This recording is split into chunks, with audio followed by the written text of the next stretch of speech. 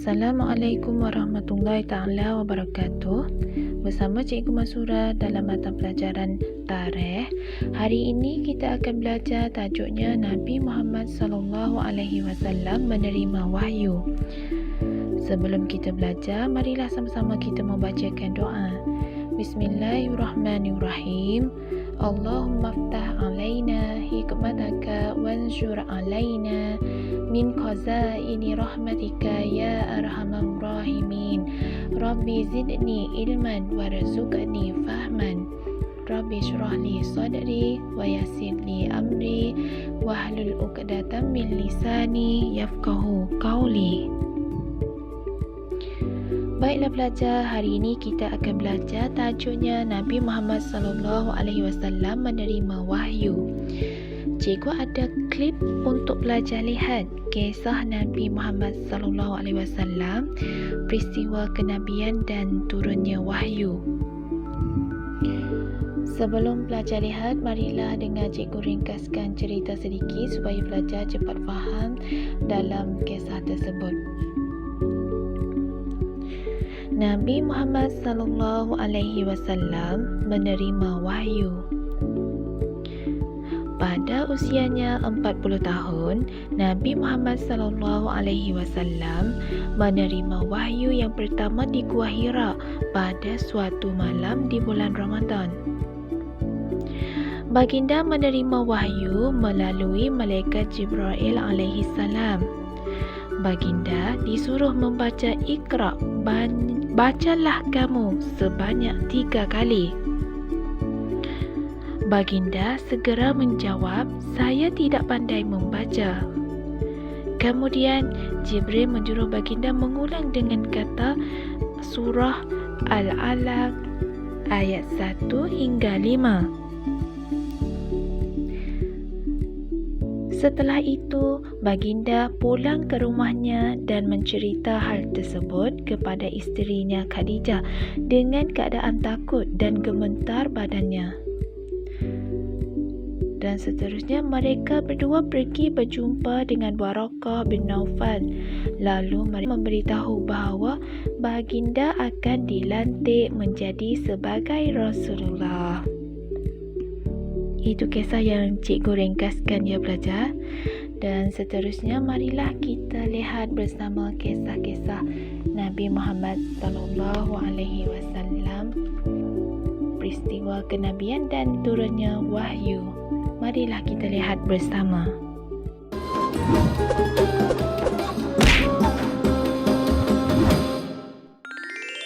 Kisah Nabi Muhammad SAW, peristiwa kenabian dan turunnya wahyu. Pada usia 40 tahun, Muhammad sering menyendiri di Gua Hira untuk merenungi kebesaran Sang Pencipta Alam. Tepatnya pada malam 27 Ramadan, datanglah malaikat Jibril di hadapan beliau dan menyuruhnya membaca surat Al-Alaq ayat 1-5. Itulah wahyu yang pertama kali turun. Allah Subhanahu wa Ta'ala mengangkat Muhammad menjadi rasul melalui perantara malaikat Jibril. Menuju usia awal kematangan, tepatnya 40 tahun dalam hidupnya, Muhammad menemui kejadian yang tidak biasa. Beliau tidak tahu bahwa hal tersebut merupakan tanda-tanda nubuah atau kenabian. Di antaranya, ketika beliau sedang berjalan, ada sebuah batu yang mengucapkan salam kepadanya. Kemudian saat Muhammad tidur, seringkali terjadi ru'yah shodiqah atau mimpi yang benar, berupa fajar subuh yang menyingsing. Mimpi ini terjadi selama kurang lebih 6 bulan lamanya. Setelah merasa terjadi hal-hal aneh pada dirinya, Muhammad memilih untuk bertahanus atau menyendiri di Gua Hira yang letaknya jauh dari keramaian.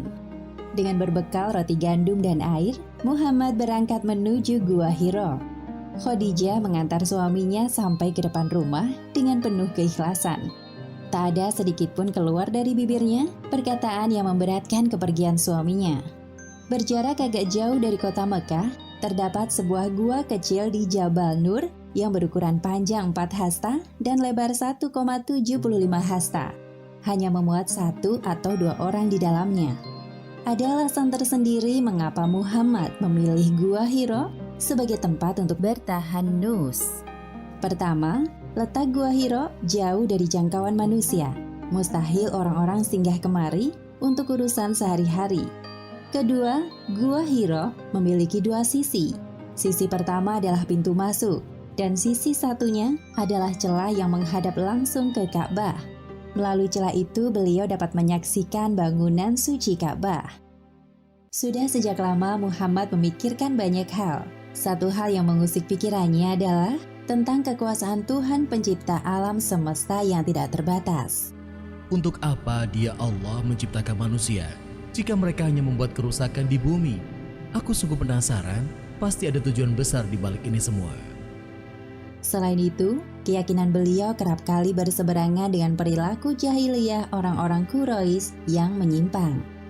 Sebenarnya, aku sadar bahwa perilaku kaumku telah jauh menyimpang dari ajaran Ibrahim. Namun aku juga tidak bisa berbuat apa-apa untuk mereka. Hari ini adalah malam ke-27 bulan Ramadan. Setelah 26 hari bertahanus di Gua Hiro, Muhammad didatangi sesosok malaikat berwujud manusia. Dialah Jibril dalam tubuh laki-laki yang berpakaian putih. Pada saat itulah Muhammad merasa mimpinya menjadi nyata. Bacalah wahai Muhammad. Aku tidak bisa membaca.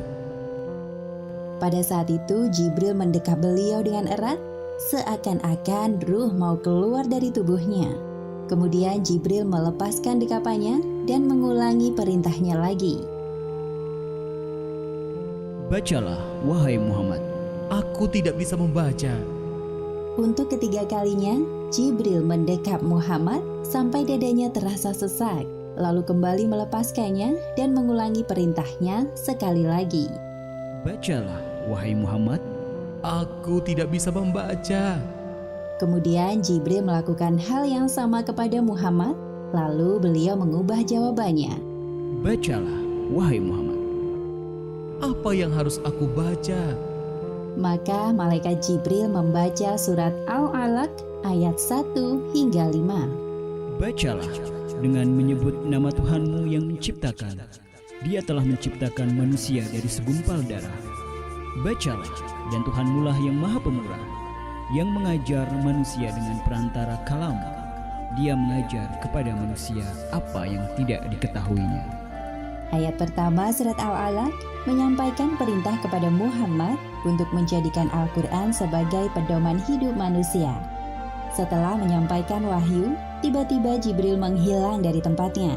Muhammad yang menyadari ketidakhadiran Jibril merasa ketakutan, lalu beliau langsung berkemas untuk pulang. Beliau masih merasa ketakutan dan tidak menyangka telah melewati peristiwa aneh yang akan merubah hidupnya. Muhammad turun dengan cepat dari gunung dan melewati padang pasir luas. Tiba-tiba terdengar suara dari langit. Wahai Muhammad, engkau adalah utusan Allah. Aku adalah Jibril. Wahai Muhammad, engkau adalah utusan Allah. Aku adalah Jibril. Wahai Muhammad, engkau adalah utusan Allah. Aku adalah Jibril. Muhammad yang mendengar suara Jibril menghentikan langkahnya dan melihat ke arah langit. Itulah kali pertama Muhammad melihat Jibril dalam postur malaikat.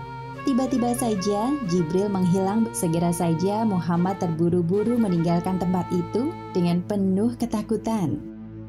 Sesampainya di rumah, Muhammad meringkuk di ranjang.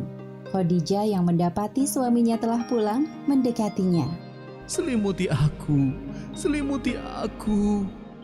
Khadijah merasa kaget melihat suaminya menggigil. Segera saja ia menyelimutinya. Khadijah tidak melontarkan pertanyaan apapun kepada suaminya tentang hal yang baru terjadi. Hal itu dikarenakan Khadijah sangat menghormati Muhammad. Lalu Khadijah menyiapkan air minum di dekat suaminya dan menunggu penjelasannya. Setelah keadaan tenang, Muhammad menceritakan kejadian yang baru menimpanya secara detail kepada Khadijah dengan dipenuhi perasaan takut dan bingung. Apa yang sebenarnya terjadi kepadaku? Aku khawatir terhadap keadaan diriku sendiri, wahai istriku. Wahai suamiku, tidak, demi Allah jangan berprasangka buruk. Allah tidak akan menghinakanmu selamanya. Engkau tidak pernah memutus tali silaturahim. Engkau selalu membantu orang yang kesulitan, memberi makan orang miskin, menjamu tamu yang datang, dan menolong orang yang menegakkan kebenaran. Khadijah berusaha mengingatkan suaminya bahwa Muhammad adalah orang yang pantas menjadi seorang Rasul Allah. Bagaimana kalau kita temui Paman Warokoh? Beliau pasti tahu mengenai hal ini. Baiklah, mari kita ke sana. Segera saja mereka berdua menemui Warokoh bin Naufal, seorang pemeluk Nasrani yang menulis buku dalam bahasa Ibrani dan juga menulis Injil dalam bahasa Ibrani atas izin Allah. Karena usia yang terpaut jauh dari Khadijah, Warokoh terlihat semakin tua. Wahai anak pamanku, apa yang membawamu kemari? Aku bersama suamiku Muhammad. Ada hal penting yang ingin ia ceritakan kepadamu. Ceritakanlah jika hal itu mengganggumu, wahai Muhammad. Apa yang engkau lihat? Kemudian Muhammad menceritakan apa yang dilihatnya kepada Warokoh. Warokoh menyimak setiap detail cerita Muhammad dengan sungguh-sungguh dan terheran-heran. Allahu Akbar, itu adalah namus yang diturunkan Allah kepada Musa. Namus adalah istilah orang ahli kitab untuk makhluk yang bersayap seperti malaikat. Andaikan tubuhku masih gagah kelak pada masa itu, andaikan saja aku masih hidup tatkala kaummu mengusirmu. Benarkah mereka akan mengusirku? Ya, tidak seorang pun Rasul yang diutus kepada kaumnya, melainkan akan dimusuhi oleh mereka yang ingkar. Andaikan aku masih hidup saat engkau diutus kepada kaummu, tentu aku akan beriman dan membantumu dengan segala yang kumiliki. Mendengar penjelasan Warokoh, Muhammad semakin yakin dan mulai menerima takdirnya. Beliau telah mempersiapkan diri jika datang wahyu selanjutnya. Ternyata wahyu terputus selama 6 bulan pada masa Fatrah, yaitu masa di mana tidak adanya wahyu yang turun. Hal ini membuat Muhammad sedih dan sering termenung. Bahkan berkali-kali beliau mendatangi padang pasir karena merasa sangat putus asa. Sebagaimana yang disebutkan dalam hadis riwayat Bukhari nomor 6982. Telah sampai informasi kepada kami bahwa masa Fatrah terjadi begitu lama hingga Rasulullah SAW bersedih hati, yang ini membuat beliau berulang kali berlari kencang ke atas bukit untuk melompat. Setiap kali beliau sampai ke atas bukit, malaikat Jibril menampakkan diri dan berkata, "Wahai Muhammad, engkau adalah benar-benar Rasulullah," sehingga hati dan jiwa beliau tenang. Ya Allah, hamba ikhlas dengan segala ketentuanmu. Warokoh meninggal dunia pada masa Fatrah. Warokoh meninggal dengan mulia karena ia telah bertekad untuk membantu Muhammad saat beliau diperangi dan diusir oleh kaumnya. Hikmah dari terputusnya wahyu ini agar hilang rasa takut dalam diri Muhammad setelah bertemu dengan Jibril dalam wujud malaikat dan memberikan waktu kepada Muhammad untuk mempersiapkan diri menerima wahyu selanjutnya. Di suatu malam yang dingin, Muhammad sedang tidur dengan tubuh dibalut selimut tebal. Tiba-tiba Jibril mendatanginya dan menyampaikan wahyu kedua, yaitu surat Al-Muddathir ayat 1 hingga 7. Hai orang yang berkemul berselimut, bangunlah lalu berilah peringatan, dan Tuhanmu agungkanlah, dan pakaianmu bersihkanlah, dan perbuatan dosa tinggalkanlah. Dan janganlah kamu memberi dengan maksud memperoleh balasan yang lebih banyak, dan untuk memenuhi perintah Tuhanmu, bersabarlah.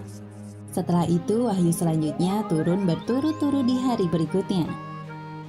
Demikianlah akhir peristiwa kenabian dan turunnya wahyu pertama. Hikmah yang dapat kita ambil dari kisah ini: pertama, peristiwa turunnya wahyu pertama mengabarkan tentang Muhammad adalah utusan Allah. Dan wahyu kedua mengabarkan tentang perintah untuk berdakwah. Kedua, hendaknya kita selalu menjadikan Al-Quran sebagai pedoman hidup sehari-hari, karena di dalamnya berisi semua hal yang kita butuhkan. Wallahu a'lam bishawab.